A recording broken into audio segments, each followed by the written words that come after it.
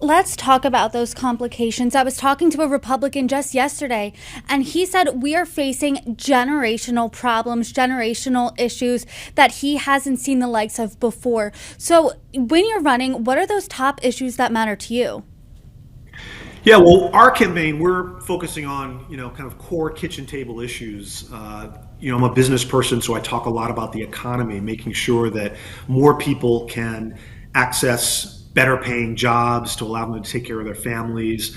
I talk a lot about healthcare. Healthcare is the number one cause of bankruptcy in America. I've seen varying numbers, but up to 110 million Americans mired down in healthcare debt. I think we can manage healthcare differently and make that more affordable for people. The environment for us, we're a coastal district.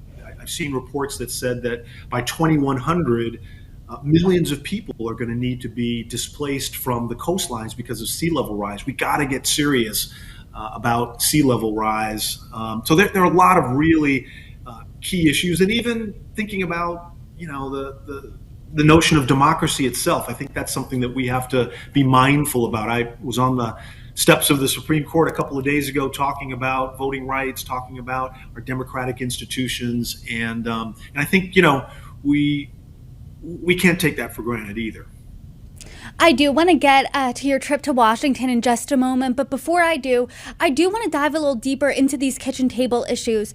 I've had the Yeah. opportunity to travel across the country talking to voters in Iowa. I'm originally from Pennsylvania, and the economy continues to be a top issue. People talking about the price of gas, people talking about rising prices at the grocery store, those types of things. You were in the private sector for almost 40 years. You're a businessman. What do you think is needed to spur entrepreneurship today?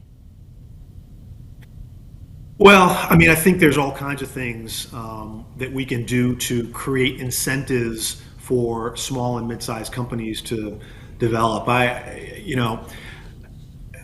am a bit concerned about the fact that I think I heard recently that our federal subsidy to the oil and gas industry is about $20 billion.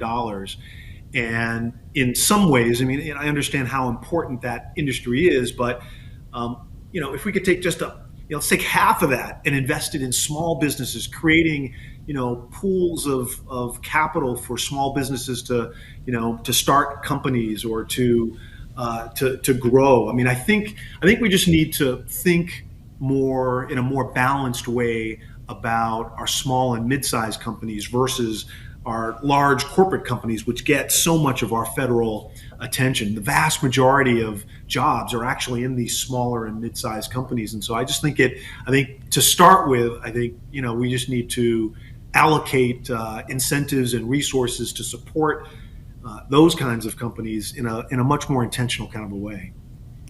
Let's talk about your district now. You were in Washington just a few days ago as the Supreme Court heard oral arguments to decide if your district was racially gerrymandered. So, can you tell us a little bit about the case and your experience there? Yeah, I mean, it's fairly simple. Federal courts ruled that 30,000 African American voters were unconstitutionally gerrymandered from the first congressional district here in South Carolina. With that gerrymander, uh, the Republican, my opponent Nancy Mace, before the gerrymander, she just eked out a victory over Joe Cunningham. With that gerrymander, she had a fairly comfortable victory. And so, when I think about it, I actually engage with this issue less as a candidate and more. I mean, I am a citizen of this district. I'm an African American citizen.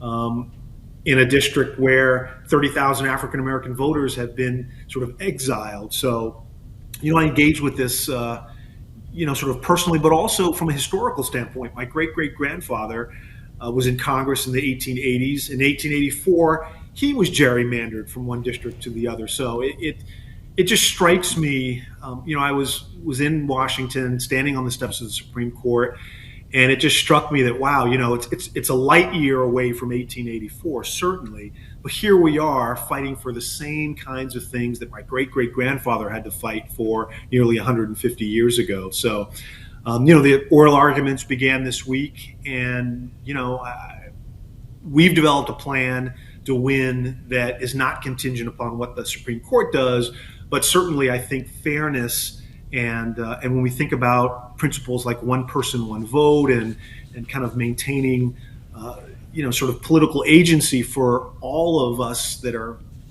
in the community down here. I mean, I think doing the right thing and returning some of those votes, if not all of those votes, back to the district is the right thing to do.